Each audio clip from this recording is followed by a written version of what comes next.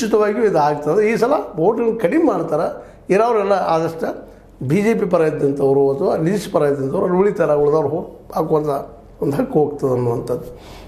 ಮತ್ತು ಅದರಲ್ಲೂ ಬಿಹಾರದಲ್ಲಿ ಏನಾಗಿದೆ, ದೊಡ್ಡ ರಾಜ್ಯ ಆಗೋ ಜೊತೆಗೆ ಬಡತನಗಳು ಹೆಚ್ಚದ ಮತ್ತು ನದಿಗಳ ಹಾವಳಿಯಿಂದಾಗಿ ಅಲ್ಲಿ ಹಳ್ಳಿಗಳು ಸಾಕಷ್ಟು ಇರೋದ್ರಿಂದಾಗಿ ಅನೇಕರ ಮನೆಗಳಲ್ಲಿ ವೋಟರ್ ಲಿಸ್ಟ್ ಆಗಿರ್ಬೋದು ಮತ್ತು ID ಕಾರ್ಡ್ ಆಗಿರ್ಬೋದು, ಇನ್ನೊಂದು ಆಗಿರ್ಬೋದು, ಸಿಗೋದು ಕಷ್ಟ ಆಗಿಬಿಟ್ಟದಲ್ಲ.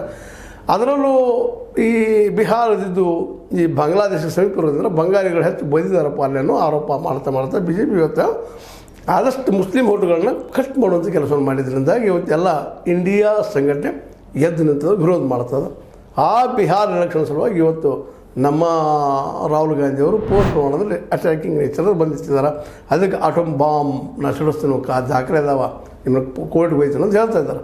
ಆದರೆ ಈ ಮಾತನ್ನು ಒಂದು ವ್ಯಂಗ್ಯವಾಗಿ ನಿರ್ಲಕ್ಷ್ಯ ಮಾಡಿದಂಥ, ವ್ಯಂಗ್ಯವಾಗಿ ಮಾತನಾಡಿದಂಥ ಈ ಒಂದು BJP, ಅದರಲ್ಲೂ ನಿಮಗೆ ಏನಪ್ಪ ಅಂತ ವಿಶೇಷವಾಗಿ ಈ ದಾಖಲೆಗಳು ನೀವು ಸ್ಪೋರ್ಟ್ ಮಾಡ್ತಾನೆ ಹೇಳ್ತಾ ಇದ್ದಾರೆ. ನೀವು ಇದು ಸ್ಪೋರ್ಟ್ ಅನ್ನುವಂಥ ಬಳಸಬೇಡ್ರಿ, ಪ್ರಜಾಪ್ರಭುತ್ವದಲ್ಲಿ ನಾವು ನೀರಾಗಿರ್ತೀವಿ ಇರಬೇಕು ಅನ್ನೋಂಥ ಮಾತನ್ನು BJPಗೆ ಇವತ್ತು ಪ್ರತಿವಾದ ಮಾಡ್ತಾ ಇದ್ದಾರೆ. ಇದೇನು ತೋರಿಸ್ತದಪ್ಪ ಅಂದರೆ ಪ್ರಜಾಪ್ರಭುತ್ವದಲ್ಲಿ ವಿಶ್ವಾಸವಾಗಿಲ್ಲ ಅಂತ ಪ್ರತಿವಾದ ಮಾಡ್ತಾ ಇದ್ದಾರೆ.